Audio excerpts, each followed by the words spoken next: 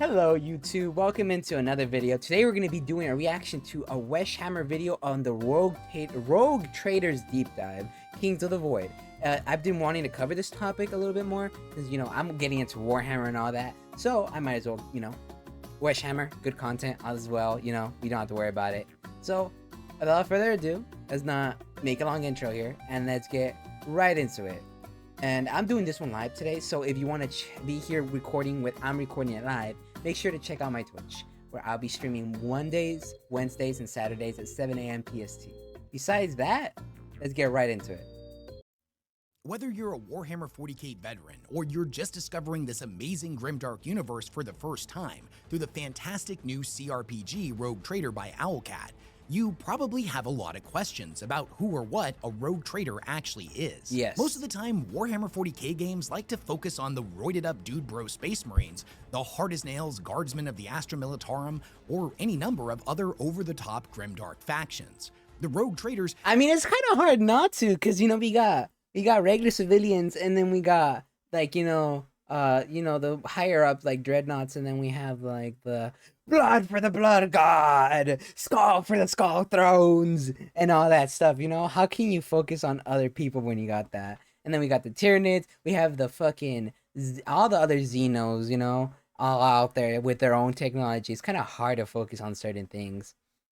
kind of exist as a well-kept secret, one of the coolest and most interesting parts of the entire setting, yet unless you happen to be one of the enlightened few that played the amazing Rogue Trader tabletop role-playing games back in the day, there was a tabletop. It's likely that you've never even heard of these guys. I've only heard of them once. Well, thankfully the developers over at Owlcat reached out to me to sponsor a lore video all about the Rogue Traders. So in this video, I'm going to tell you everything that you need to know about them. Who they are, where they come from, what their overall purpose in the grimdark future of Warhammer 40k actually is, and why they make for the absolute perfect characters to center an RPG around. If you haven't started playing Warhammer 40,000 Rogue Trader yet, it's now available on PC and console, whether you decide to pick it up through Steam, the PlayStation Store, or the Xbox Store. I can honestly tell you it's one of the best Warhammer games that we've ever gotten. And it blows me away that it took so long to get an RPG set in this fantastic universe. The game perfectly captures exactly what it's like to be a rogue trader, to be given a golden ticket to go out and explore the universe. It's full of bombastic, over-the-top situations, locations, and characters, and gives you absolute freedom. Okay. With all that out of the way, let's dive headfirst into the grimdark. Let's dive right into it. It's not an uncommon occurrence for people who are into Warhammer 40k to find themselves incredibly confused by the rogue traders the first time they encounter them. They seem like they're from a totally different franchise, and go completely against everything that we're taught to believe about the Imperium. How it's this hard-as-nails faction, a brutal and bloody regime that rules over its population with an iron grip. A techno-feudalistic theocracy steeped in dogmatic tradition that views human life as the You do not wish to die for the Emperor? Then you will die a heretic, made into a robot's parts for the Emperor, God Emperor. It's it's just that, or just like, you died with glory. Blessings be upon you by the Emperor. Cheapest and most abundant of all resources. For the Imperium, deviation from its ancient laws and traditions is never tolerated. Yeah, for not at all. Laws are all that keep us separated from the heretic, the witch, the mutant, and the alien. The Imperium believes that to falter for even a moment, to allow the sin of mercy to take root in the hearts of men, humanity opens itself up to the corrupting influence of chaos, a slippery slope to the complete extinction of the human species. Chaos? In my world? Heresy. Blessed is the I'm mind sorry, too I'm very small energetic for today. doubt. I love this goes Warhammer for just about everybody living within its borders, from the humble manufactorum worker all the way up to a space marine captain. Everybody is a cog in the Imperial war machine, and only in death does duty end. Yet, on the surface, the rogue traders seem to actively spit in the face of this ideology. And more so, the Imperium itself seems to actively encourage them to go against everything that the Imperium stands for. On a fundamental level, the rogue traders exist to operate within the gray areas of the Imperium's laws and moral code, and they come in a million different forms. A rogue trader can be a rigid dogmatic follower of the Emperor's light, a torchbearer that illuminates the dark corners of the galaxy and spreads enlightenment to the masses. Or conversely, they could operate as a ruthless crime lord, compelled by profits over everything else. They can choose to foster relationships with the enemies of mankind, or choose to enact their own militaristic campaigns even against the Imperium's own allies. An insane amount of freedom is what you're telling me. To utilize their own intuition, personal experience, and seemingly limitless resources to do whatever the hell they want. Wow, if that's you've been crazy. reading about Warhammer 40k for a long time, why would they just let them do that? This isn't just a rare occurrence, it's something An that's anomaly. entirely unique to the rogue traders. A space marine deviating from the Codex Astartes could see them get court-martialed and exiled from their chapter, such as what happened with Uriel Ventress in his trilogy. And an entire chapter of space marines breaking the Imperium's laws could see each and every one of them declared excommunicae traitoris. What about an inquisitor acting in such a manner? They would be deemed a radical and may end up getting hunted down by the very institution they have sworn their life to serve. A pretty famous example being that of Gregor Eisenhorn. And a humble guardsman believing that they know better than their acting commissar? It brings to mind the old imperial adage, if you refuse to serve on the front lines, you die. Serve on the firing line instead. Yep. This is why in the Rogue Trader CRPG by Owlcat, our player characters seem to be given an overwhelming array of different ways to accomplish all of our objectives, and we're given the freedom to handle any situation we may encounter in any way that we see fit. This is the entire point of a rogue trader, to be operating off of the books and carve your own path, as although the stringent laws of the Imperium have guided humanity for thousands of years, it is absolutely essential for our species' continued survival to have a group of elite individuals that are given a degree of flexibility to apply their own logic, intuition, and bevy of personal experiences to come up with unique solutions to complicated. This is such a weird thing, right? Because usually it's all like, it's so odd, because I wouldn't think such a opening or a pocket for this type of mentality would exist in the Imperium, you know? What is this? Free thoughts? Doing what I want to do? What is this? It makes no sense. I wouldn't think they would do this, and it's... Wow, okay, alright, that's interesting. Interesting indeed, you know? Damn. I think I might... Nah, I don't know if I would want to be this faction, because as much as, you know, having whatever you want to do as an option, it's also extremely dangerous. Because, you know, there's lines and certain things that you may be forced to cross because you simply can. Problems. But there's a lot more to being a rogue trader than just being given a free pass to do whatever you want. There's actually a lot of laws in place to keep them from becoming a tyrant in their own right. So in this video, we're going to be taking a deeper look at who the rogue traders are and get to the bottom of why they are, in my opinion, one of the coolest parts of Warhammer 40k. But to start, we should know a little bit more about what the Imperium is and why their creation was seen as an absolute necessity. To say that the Imperium of Mankind is a massive galaxy-spanning empire is a huge understatement.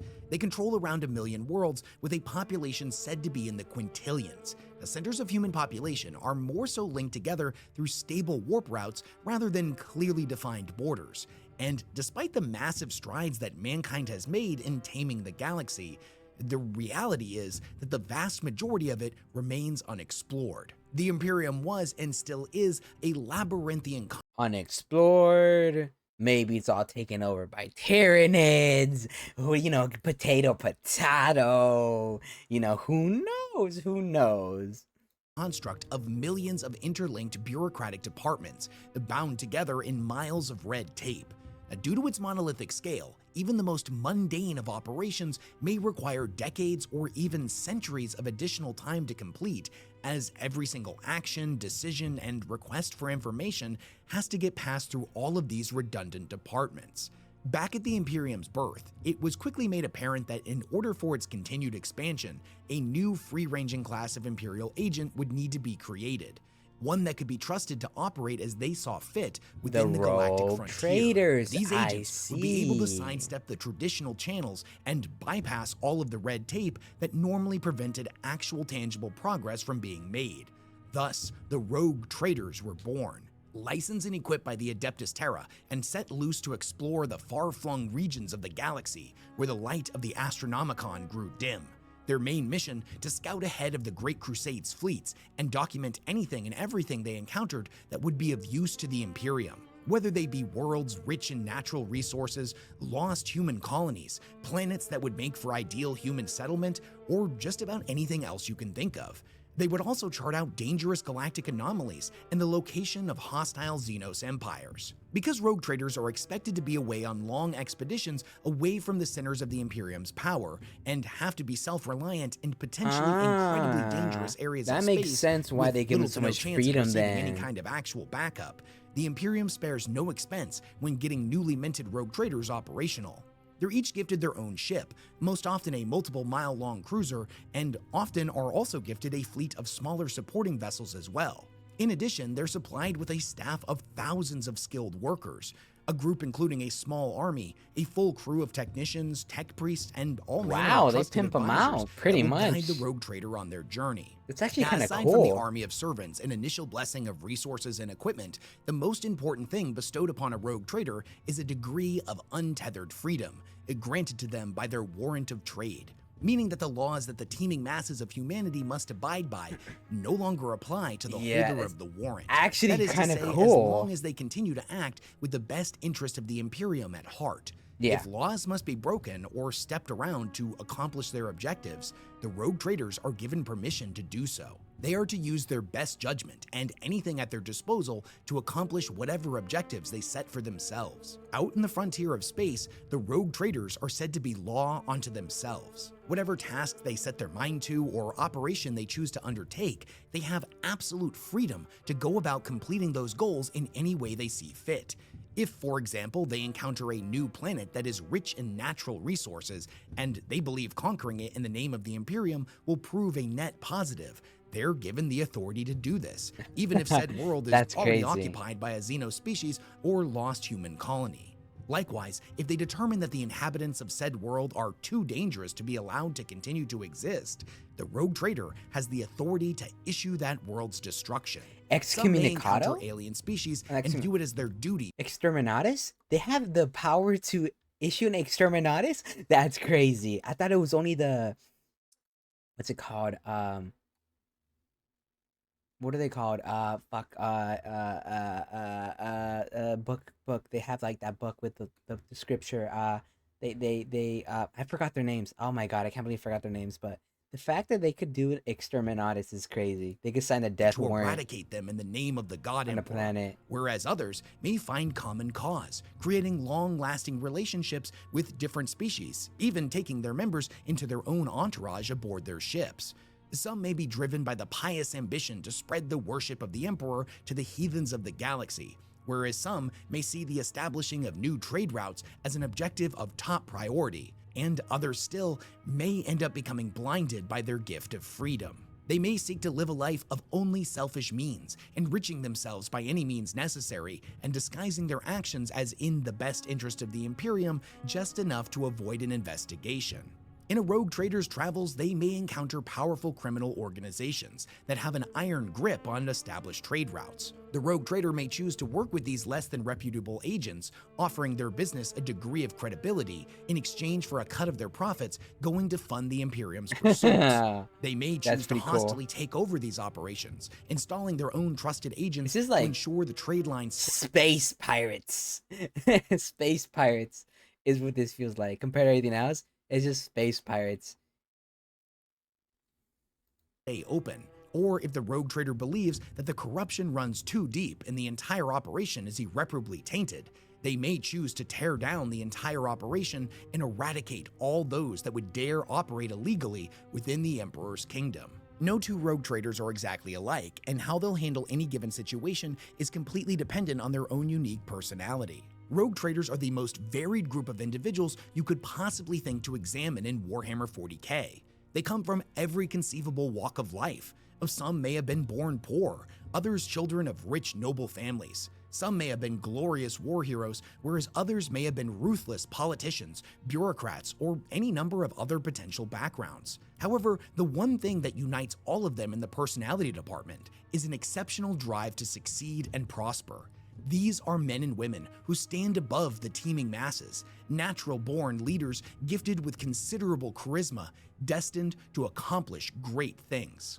Some are risk-taking scoundrels that look to turn every possible situation to their own advantage, wantonly employing violence to get whatever they want, whereas others will go to great lengths to avoid military action, believing it a waste of resources and seeing the art of negotiation and deal-making to be far more lucrative strategies in the long run. There are rogue traders that are driven simply by the joy of exploration, desiring to push back the boundaries of the Imperium and becoming legendary. Wow. Honestly, damn, there's still people in this world that could explore how they want and like be pirates and like live their dream of exploring other planets. I'm kind of jealous, I'm not gonna lie. I wish I had that freedom. Cartographers and map makers in their own right. These rogue traders view hostile environments as a challenge to be faced head-on, and fearsome alien beasts as an opportunity for study. There are even missionary-type rogue traders that seek out lost human colonies with the prime desire to bring them word of the Imperial Creed, to welcome these lost children, so to speak, back into the grace and glory of the God. Well, that might go wrong, you know, all things considering. They could be the most kindest person you met to the most unhinged, psychopathic, literally, like insane person you met. Emperor's Light, where on the opposite end of the spectrum, there are rogue traders that have something of a dark streak, psychopathic tendencies for slaughter and bloodshed that their warrant of trade allows them to practice with reckless abandon on a planetary scale. Such ruthless madmen are as likely to take over a rediscovered human society as they are to bombard it from orbit. Regardless of their personality or how they decide to conduct themselves, most rogue traders are often seen as being incredibly extravagant and flamboyant, utilizing only the best weapons and equipment that money can buy. The ring-shaped digital weapons of the Jokero being a particular favorite amongst rogue traders, as although they appear as just an unassuming ring, when activated, can deliver powerful blasts equivalent to a bolt round or a destructive laser weapon. Oh my god, they have a secret ring weapon. Galactic conquest and endless exploration, eventually all rogue traders must leave the frontier and return to the Imperium in order to unload and sell all of the resources and treasures that they have managed to gather, as well as report all of their discoveries. And it's in these moments that the reality of their role as an Imperial agent comes into conflict with the wanton freedom they've grown accustomed to, as they suddenly have to adhere to the Imperium's laws and surrender onto its authority once more. Now, many rogue traders, for obvious reasons, are not big fans of this, and will often contend the Imperium's right to rule over them, whereas others view these laws as a necessity, the only thing that keeps their kind from becoming tyrants in their own right. Even further, because the rogue traders are given such an astonishing degree of freedom rare amongst humanity, when they return to issue their reports, their actions are highly scrutinized. And if an Imperial agent even catches a whiff of corruption, or gets it in their head that the rogue trader has been thoroughly abusing their power, or even worse, holding out on the Imperium, an investigation could be launched, and in some severe cases, their actions may just attract the attention of the Inquisition. That's the one, Inquisition. Would be wise to remember that Inquisition, that's what I was thinking. I was like, the fact that they could sign death warrants just like the Inquisition is crazy. Although rare, there is a precedent for rogue traders to be stripped of their titles, incarcerated, disappear under mysterious circumstances, or even in some cases, their entire households being wiped from existence. It's surprising that it's rare. I would think that would be pretty much a halfway common occurrence considering how much freedom they get. There have been times when a rogue trader has become so powerful that their interests and those of the Imperium are no longer in sync. And this is kind of a big deal when something like this happens, as most of the time a rogue trader's actions are never said to be outside of their power, and the authorities are often willing to overlook a great many questionable deeds, actions, and decisions so long as the rogue trader is providing a net benefit for the Imperium at large. However, there have been circumstances in the past deemed so severe that a warrant of trade has been revoked, leading to the symbolic and sometimes literal death of an entire rogue trader line. Such circumstances that could warrant such severe punishment could be that of aligning themselves with alien species said to be so dangerous that it goes beyond even what the Imperium is willing to overlook. A rogue trader who has established his own trade empire, trying to secede from the Imperium and declare all of the planets under their control as independent. Or in Oh, some that's cases, really bad, having yeah. become disillusioned with the Imperium and declaring outright war. Their power, influence, and Okay. considerable wealth. Why would you declare war, though? I feel like that's kind of stupid. Like, declaring war on the Imperium is like, how do you end up dead? Having corrupted them to the point where they've forgotten who truly holds their leash. Nobody Now, has thankfully, these Space circumstances Marines are besides pretty rare, Chaos. as there are a lot of stipulations in place designed to keep the rogue traders in line. And the These are Imperium, conditions that are so built into their warrant of trade. they're gonna But to die. understand how these conditions work, we need to know what the warrant of trade actually is. At its Okay. core, the warrant of trade is a document, and some would say holy and revered relic, that grants a rogue trader some of the highest levels of authority within the Imperium, and puts them kind of on the same level as an Inquisitor, a Space Marine chapter master, or Imperial commander. This document grants them the power to deal with these individuals as equals, at least when working within the Imperium's borders. However, the true purpose of the rogue trader is to move outside of those borders, to venture into the unknown, and conduct themselves in any way they see fit. Their authority is seen as absolute within the frontier, and many claim that they speak with the voice of the Emperor himself. The warrant of trade grants them the right to claim anything they want by conquest, allowing them to conquer and colonize newly discovered planets, and take up the role of an imperial commander in order to expand They're the Imperium's British. borders, or They are the British. We send the British out so they could colonize and explore and conquer. They bring us the spices. they may use their Actually, warrant that's a lie. The British don't know what spices. Well, you get what I mean. to gain exclusive trade rights with any get what I cultures mean. or civilizations they may encounter, establishing new lucrative trade routes for the Imperium that will subsequently further enrich themselves and go on to fund future operations. Anybody can technically become a rogue trader, but it's often a role that is bestowed upon only the most truly worthy of individuals. A new warrant of trade being issued is pretty rare, so when it happens, it's marked by a period of pomp and celebration. Now, considering that the Imperium is in a never-ending war of survival, with thousands of battles being fought across the cosmos each and every day, by far, the most common reason a warrant is issued is as a reward for outstanding military service. Those who receive the warrant may have had a background in the Imperial Guard, starting off as a lowly guardsman before rising through the ranks to command some of the Imperium's greatest armies. They may Honestly, to even survive as a guardsman that long and rise that far up is already impressive enough to begin with, you know? You survived your 2-minute lifespan expectancy. Congratulations, you get a promotion because everybody else died. have been an Imperial Navy commander that has led multiple armadas of void ships on great crusades across the stars, or a legendary okay. commissar that inspired hundreds of regiments across dozens of wars to acts of greatness against impossible odds. These are but a few possible scenarios. Now, outside of military service, however, a new rogue trader may have been a servant of the Administratum, bureaucrats who through their long career have amassed considerable personal power and sway over multiple planetary systems. They may have had a mercantile background, wherein they became ludicrously successful trade barons who view war and enterprise as two sides of the same coin. Or maybe even in extremely rare cases, they may have been an inquisitor who was granted a warrant of trade through a series of political maneuvers within the Inquisition itself. Whoever this individual was, and for whatever reason they were awarded their very own warrant of trade, this is a moment in history that not only elevates them to a position of authority seemingly unheard of for most of humanity, but it is also the establishing of a new noble line, a great and powerful dynasty that will endure into the future for millennia, as the warrant of trade is hereditary, and when the rogue trader dies, it'll be passed down to their heirs. Oh my god, it's a fucking oh my god, it's actually so cool. I like this. The fact that it's you getting this pin means your entire lineage is set up for success is crazy. Damn. God damn. You get a ship. Your kid gets a ship. Their kids get a ship. They get a crew. They get a crew. They get a crew. It's crazy. It's crazy.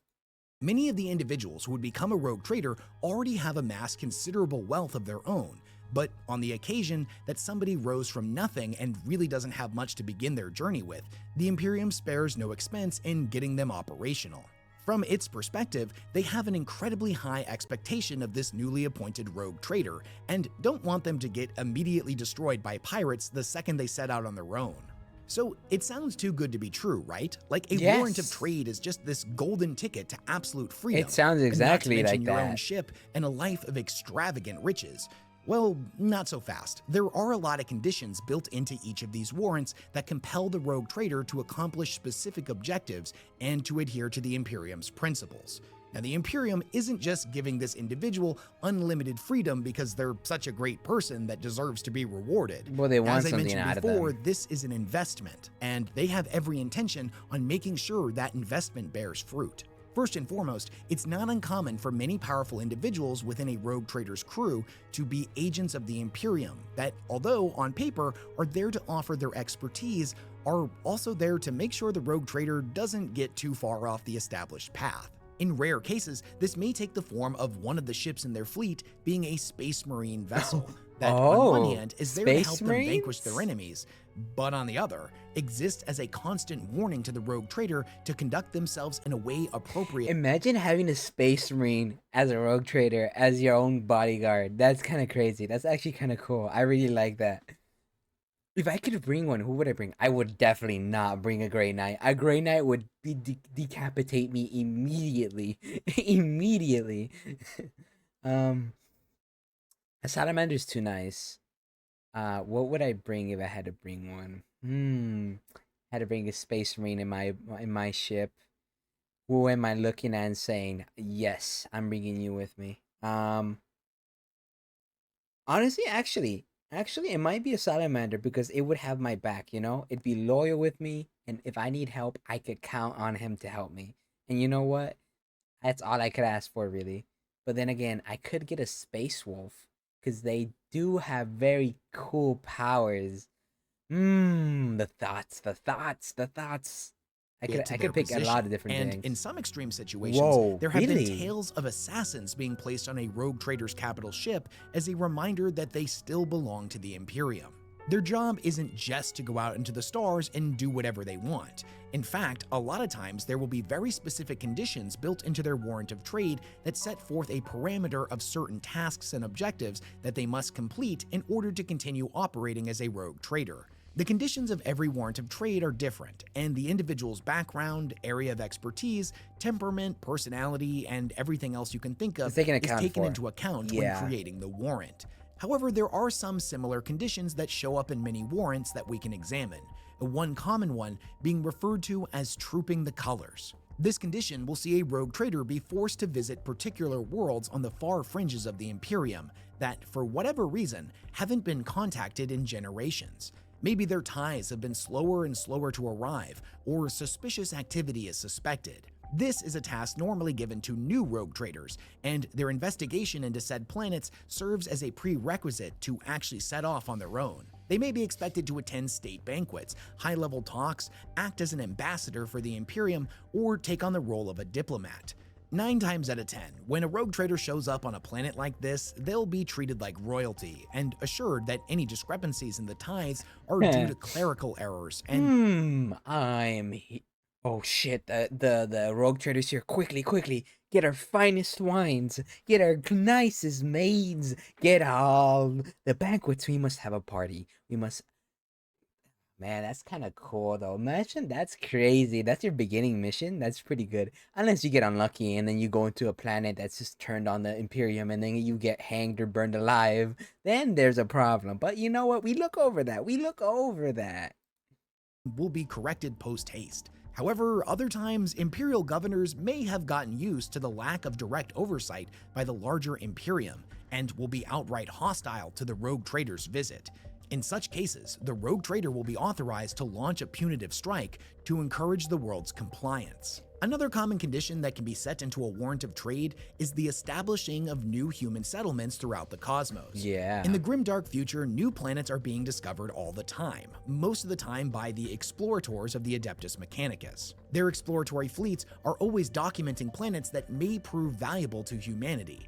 Now, traditionally speaking, when a planet is discovered, its location and basic information will be recorded before the exploratory fleet moves on to their next target. Over thousands of years, this has created an incredibly long list of planets that, although have technically already been documented, they haven't really been thoroughly explored or colonized yet.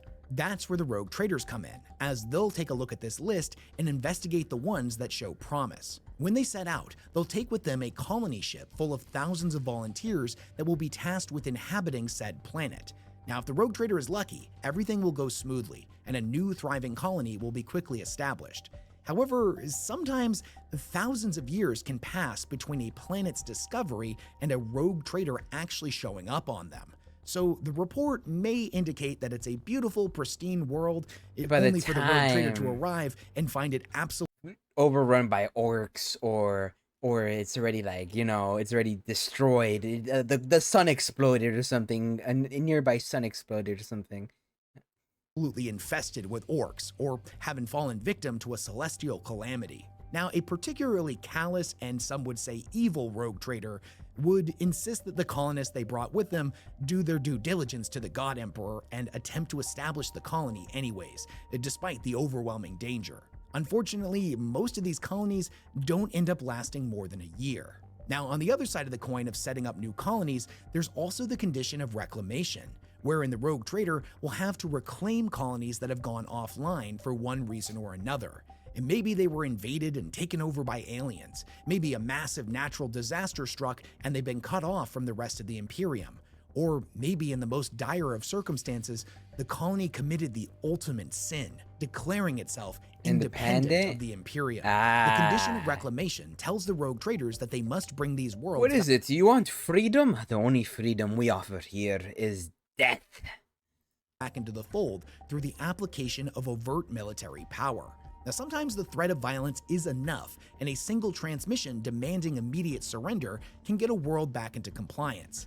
However, this is pretty rare, and the rogue trader will in a sense act like a lord militant leading a crusade against the wayward world. Military operations aside, one of the more common conditions built into a rogue trader's warrant is that of exploration.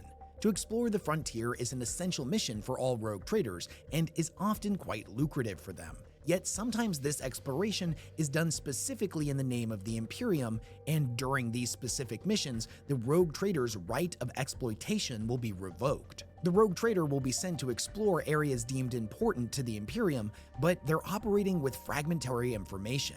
Maybe this region is home to vast alien tomb worlds that predate the evolution of man. Oh fuck, not tomb Esoteric worlds. stellar phenomena Damn, that you challenge screwed. the understanding of the Adeptus Mechanicus, long-lost human civilizations, or a strategic abundance of natural resources that will be incredibly valuable to an entire segmentum. Needless to say, rogue traders that are compelled to do these missions will not be particularly thrilled that they will not be profiting off of them, but it's all part of the game that they play in order to continue operating as they see fit.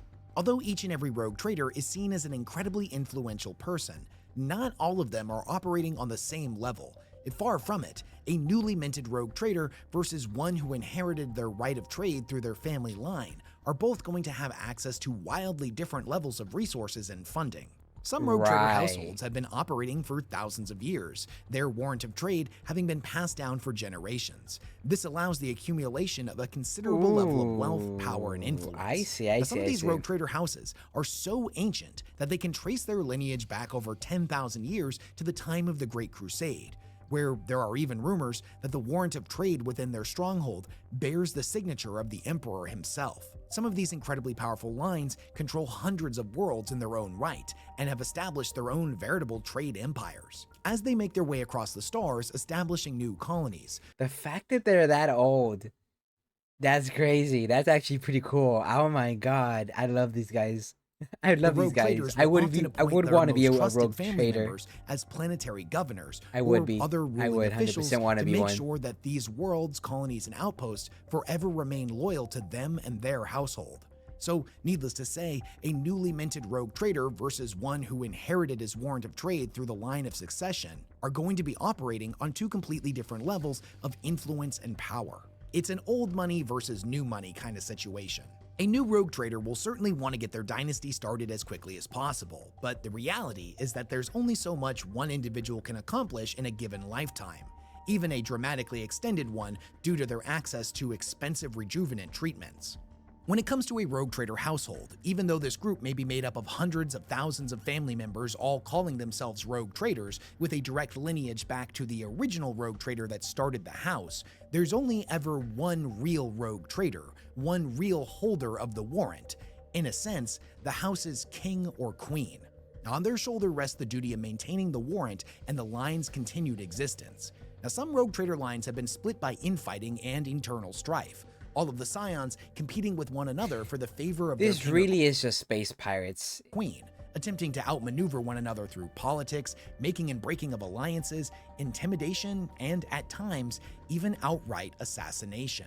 Siblings, cousins, and distant relatives all frantically competing to be next in line to inherit the warrant at the king or queen's passing. Whenever infighting like this occurs, it is in the house's best interest to do everything they can to keep it under wraps. Yeah. Otherwise, their competition may smell weakness and move in to take advantage of the situation.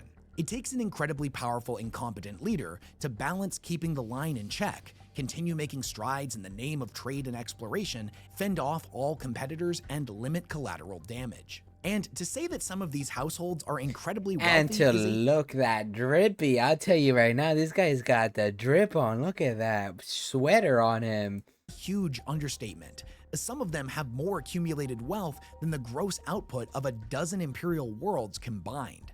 But it isn't just raw currency and valuable resources that they command, but influence and reputation, which in many instances is far more valuable, as that reputation can allow them to procure favors and foster alliances with numerous other factions, whether they be sanctioned imperial factions, Xenos, pirate, or if the rogue trader is particularly bold, even ones that are heretical in nature. A rogue trader's empire can stretch far and wide across the stars. How their heretical, destiny though? bringing That's them the into real contact question. with dozens, if not hundreds, of different worlds over their long and illustrious careers. Through their great deeds, actions, and decisions, they shape the destiny of entire civilizations. The deals they foster and alliances they strike have a direct impact on potentially billions of people. And over time, they will begin to transform the fortune of entire star systems and direct humanity's path into the future in new and exciting directions. They're business Although there people. are certainly rogue traders that exist that are only interested in pursuing their own agendas and enriching their own families, the majority of them do firmly hold to the dictates of their warrant of trade. Everything they do is for the betterment of mankind and the continued survival of the Imperium. Nice, However they choose nice. to Good conduct to know. themselves, whatever man or woman they decide to be, whether their deeds further enrich the Imperium, expand its overall knowledge of the universe, uplift mankind in all aspects, or lay waste to its endless enemies, the rogue traders are by far one of the most important groups of people that have ever existed, and their contributions to the Imperium truly cannot be understated. If it had not been for their extensive efforts during the Great Crusade and beyond, it is a very real possibility that the Imperium would have collapsed in on itself under the pressure of inconceivable threats from outside and within. What makes the rogue traders different from other servants of the Imperium, be they high-ranking generals, members of the Inquisition, Space Marine captains, or whoever else you can think of? They could use the warp? Or is... Okay, never mind. This is the rogue trader, and this is probably people they are under the command. Okay, I With overread them, that. duty is its own reward.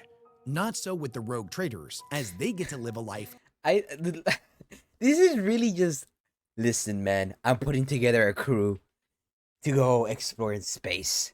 Okay, what do you have in your crew? We have the space wizard girl in a Xeno. We have it's a sister of silence. We have a warp, which doesn't really make sense because aren't they like polar opposites? And like, doesn't her presence hurt the people that could use the warp? We have a battle sister, which is already a insane person to have helping you. And then we have a fucking space wolf. The fucking space Space wolves? It's crazy. Of true freedom and adventure, and along the way, for lack of better words, become ludicrously rich in the process. Here at the end of this video, I really want to take a moment to hammer home just how amazing the rewards of a warrant of trade truly are to somebody living within the war-torn galaxy of the grimdark future. You have to remember that most of the people who live within the Imperium live pretty sheltered lives. The vast majority of them will never step foot off of their planet of origin. Most will never know what it's like to ply the stars in a void ship, let alone command a craft of their own. Hell, most hab workers within a hive city may never even see the sky, living miles underground in incredibly dangerous working conditions, living out their lives as nothing more than a cog in the Imperial war machine. Most are so sheltered that they don't even know something like a space marine even really exists. They've only ever seen them depicted in frescoes and statues, and quite literally think that they are actual angels, figures of myth and legend designed to inspire the masses. Most will die forgotten and unremembered, with no real lasting legacy to speak of. To be a rogue trader is to establish a true lineage that will never be forgotten. It is to move beyond the limitations of one's birth. It is to carve a legacy amongst the stars and establish a dynasty that will... It is to be a space pirate and to grab treasure and make your name known for yourself and get a crew. Endure for millennia. To be a rogue trader, to have a warrant of trade, is to break free of the monotony of existence. It is to cast off one's figurative and sometimes literal bonds of servitude, to set out into the stars to pursue whatever they could possibly want. To be a rogue trader is to live a life full of miraculous discovery and crazy adventure. It is to laugh in the face of danger, to bring hope and prosperity to the teeming masses, and strike dread into the hearts of mankind. Yeah, this is... Or conversely, to be a rogue trader can be to rule over an empire with an iron grip, like the mad kings of old Earth. It is to live a life of unfathomable glory and limitless fortune, to command both fear and respect wherever they go. To be a rogue trader is to stand amongst a small group of some of the greatest men and women to have ever lived. Which is so crazy. I ask you this, it's my friend, actually amazing. At the end of all of this, what kind of rogue trader will you be? What kind of rogue trader would I be? Oh, I'm definitely getting a crew like this. All right, how to get a crew? I definitely get a space wolf is definitely an interesting pick, and I see why. Right, I'd definitely go for a space wolf. It would just, why would I not want a Viking on my voyage? You know, it's for my oh, I just realized they're fighting. She kind of look. Oh, that's interesting. Oh, besides the point. All right. I definitely would want. Actually, no. I do want a battle sister because their faith is absolute, and that means I don't have to worry about them getting corrupted by any demons, you know, or the warp. So, I'm going with that. I don't know who the girl in the back is. She's definitely of Xeno origin, but I don't recognize it. I don't recognize their thing. Then we have a psyker in the front.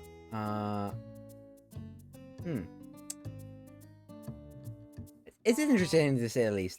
I would definitely put on a crew like this. I probably would ask for what are those robot guys that are on Mars? I forget. Something tech? I forget what they're called. Minestrone? No. Robo guys, you know? I'll get one of those, right?